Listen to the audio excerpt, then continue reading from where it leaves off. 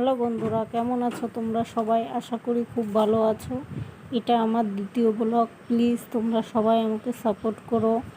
আমি কথা বলতে একটু হচ্ছে, তো তোমরা সবাই ম্যানেজ করে নিও। তো আজকে সোমবার, তা সকাল সকাল চান করে আমি রেডি হয়ে গেছি। পুজো আজকে ভোলানাথের দিন, পুজো দেবো বলে ওর জন্য সকাল সকাল রেডি হচ্ছি। চলো আমি রেডি হয়ে নিই, তারপর তোমাদের সাথে কথা বলছি।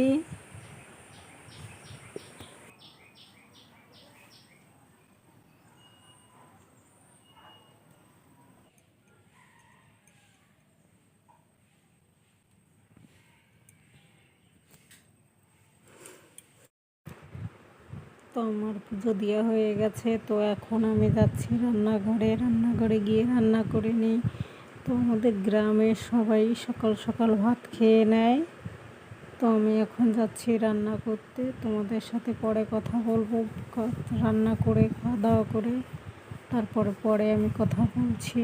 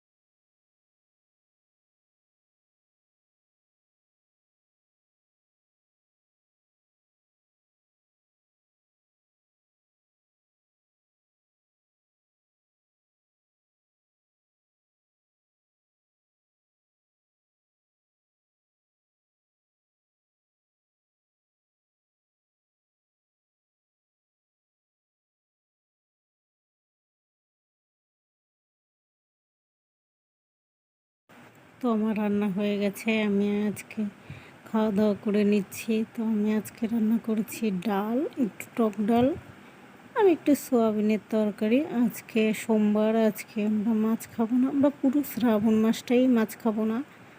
ওই জন্য আমরা নিরামিষ খাই এই মাসটা ধরেই। খাওয়া দাওয়া করে নিচ্ছি। তো তোমরা সবাই খেয়েছো? তো জানি তোমরা সবাই সকালবেলা ভাত খাও না। তোমাদের গ্রামে এটাই চলিত, সকালবেলা সবাই 10টার মতো ভাত খেয়ে নেয়।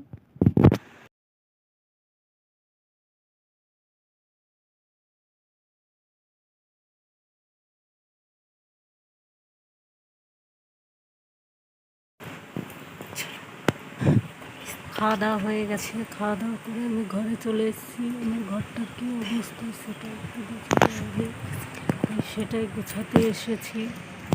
তো তোমাদেরকে বলছিলাম বিকেলে সবাই শ্রাবণ মাসে কাঁচের চুড়ি করেছে, আমারও খুব ইচ্ছে করছে কাঁচের চুড়ি করতে। তাই বাজারে যাই। তো চলো আমার কাছে চুড়ি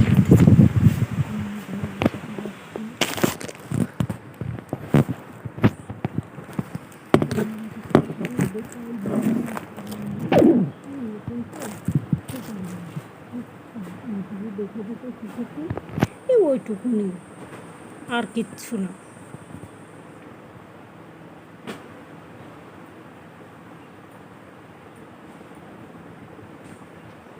তো আমি এখন ঘরটা গুছিয়ে নিই। ঘরটার কী অবস্থা হয়ে গেছে, বাড়ি ছিলাম না কতদিন, একা একা ছেলে মানুষ কী করবে, কিচ্ছু করতে পারিনি।